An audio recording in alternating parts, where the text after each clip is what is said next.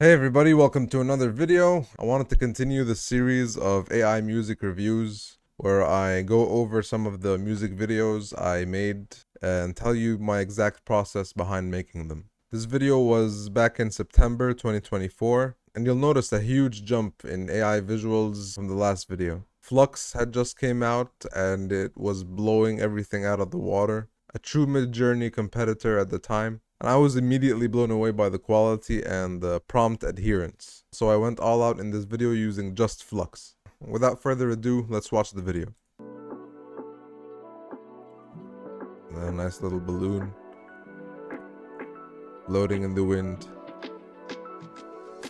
I really utilized Luma Labs because Luma Labs still does actually do really well with transforming start and end frames. I think I did that 2 times here. First, I had this awesome image using Flux of a balloon floating over a carnival. And then I took it from here to the entrance of the park, which has the song title on it. Most AI image generators are horrible at Arabic. Now, even Flux at the time was amazing at English, but it couldn't get this Arabic. So what I did was I generated this image without the title, and then I went into Photoshop, put that in, and then I put it as the end frame for the balloon to land right in front of. Turned out pretty nice. And this is the AI model resembling Sarah Haytham, the singer. She was pretty happy with how this image turned out. It looks pretty similar to her.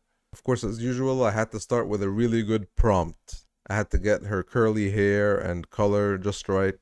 And after I generate an image with her general physical description, I then go in and face swap using Reactor on Comfy UI. It's still a pretty solid face swapper today, although you don't really need face swappers now with Nano Banana, Dream 4.0. They still come in handy in a pinch.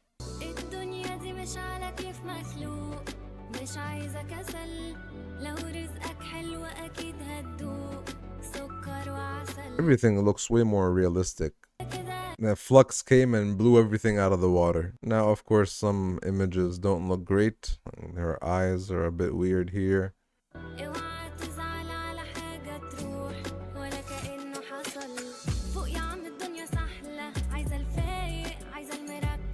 This shot is awesome. Glad that this pigeon animated just right, not too much warping around the wings. Sarah looks similar here to her real appearance. So this is Tuti, Sarah's dog.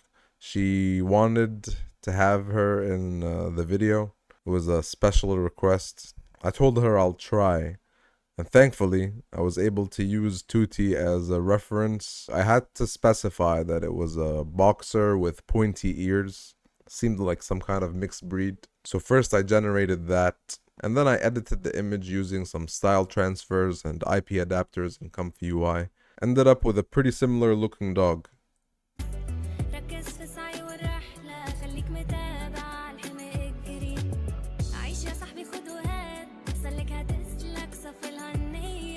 I really like this shot. The kite is obviously way too low, very short string.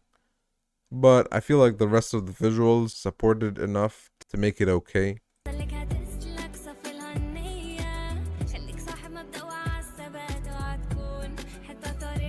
I love this shot also of this kid walking alone.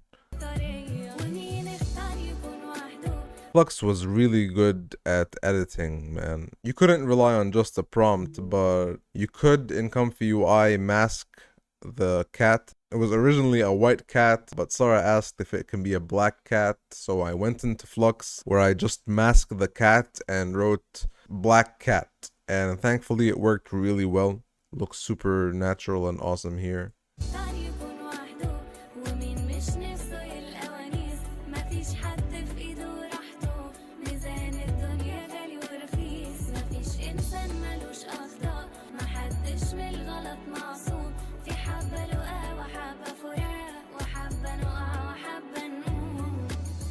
It's really nice that you can play around with the number of images to the beat because sometimes you just get really bad generations, but you don't want to waste a bunch of credits. And sometimes all you need is 1 or 2 seconds from a 5 second generation. For example, over here, this kid falling.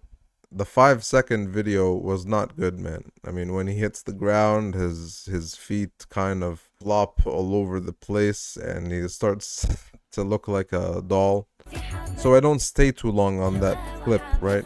This is supposed to be a kid getting up also. I ended up with a video of him just in this position for like 5 seconds. So I just used like 1 or 2 seconds. The original plan was to have a kid fall down and then get up again. But I couldn't get that all in one shot. So I had to have a kid fall down first. And then I got another clip of a kid getting up.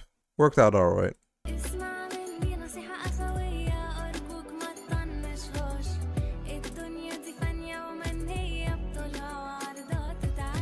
This was a really cool clip that I made in Luma Labs. I had a really long video, I think it was extended also, of this cat running between people. The original clip, it looks pretty unnatural. The cat's movement looked a little odd, like this foot facing forward and this one facing the back.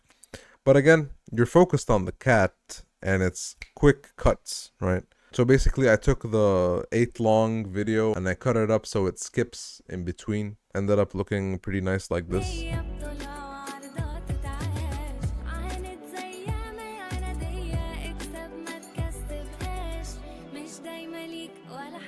This guy was like his feet were backwards also.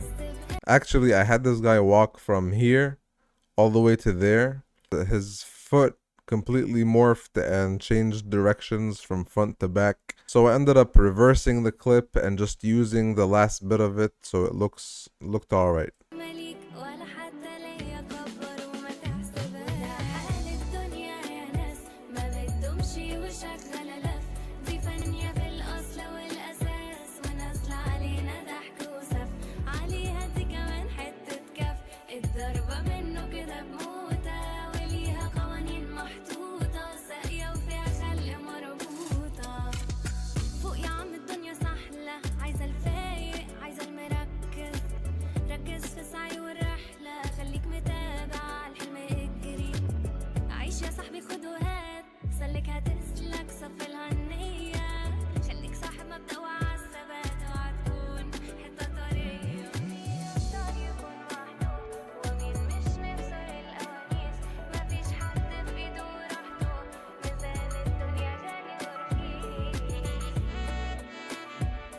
I ended the video on the park entrance at night. Instead of the song name, I photoshopped the artist's name.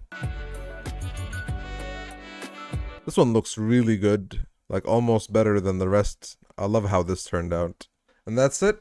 That's the whole video, basically how I made it. If I were to make this video today, it would look a lot better. Obviously, I'd have way more control over every shot. But even today, I think this video looks pretty good. As far as a 1-year-old AI music video, this hasn't aged too bad at all. Next time, I plan on going over some more recent tools so I can show you some current workflows using Nano Banana and VO3. But I really wanted to go over the past music videos I made last year for Rotana Music.